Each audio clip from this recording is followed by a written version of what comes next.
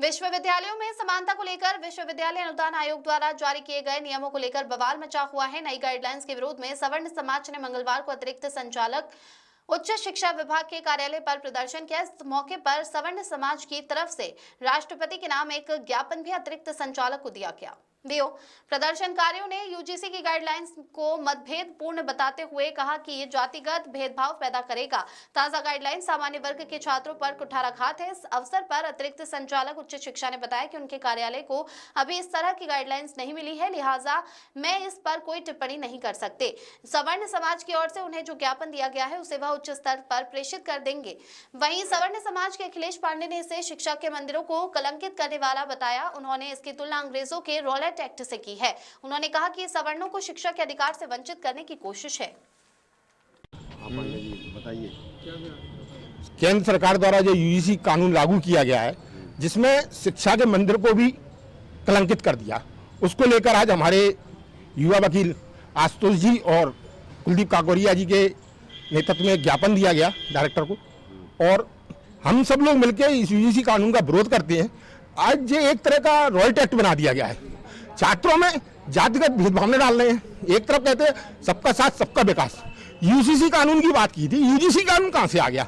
मतलब आप कहते थे कि हम दूध का नदी बहाएंगे, मौका दिया तो खून का दरिया बहा दिया। आज आप देखिए, इसके अंदर समान वर्ग के छात्रों के साथ उनके हितों पे जो कुठाराघात किया जा रहा है, एक हरिजन एक्ट क्या कम था? मैं आपके माध्यम से सरकार से पूछना चाहता हूं कि सारे कानून के सवर्णों के विरोध में ही बनेंगे? हमारे बच्चों को क्या आप शिक्षा से वंचित रखना चाहते हैं? आपकी मंशा है कि हम अपने बच्चों को स्कूल में भेजें?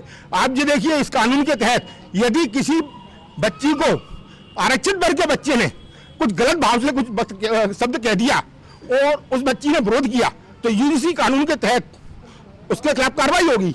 उसका परिणाम ये होगा, वो बच्ची या तो आत्महत्या करेगी या स्कूल जाना बंद कर देगी। सवर्णों की शिक्षा का अधिकार छीनना चाहते हैं आप? इसका हम पुरजोर विरोध करेंगे और जरूरत पड़ेगी तो 1990 जैसा कदम उठाने में भी पीछे नहीं हटेंगे।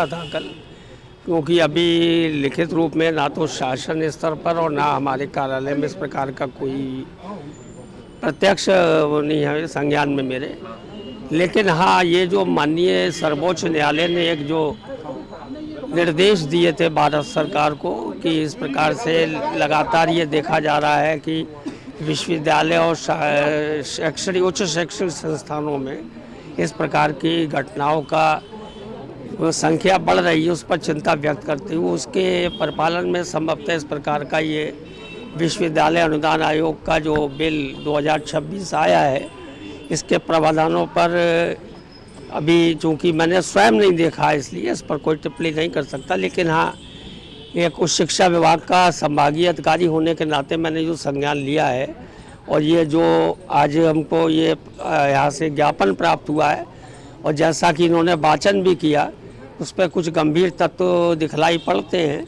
उससे मैं शासन को, अपने विभाग को अवगत कराते हुए उसको ऊपर भेजने के लिए मैं निवेदन करूँगा।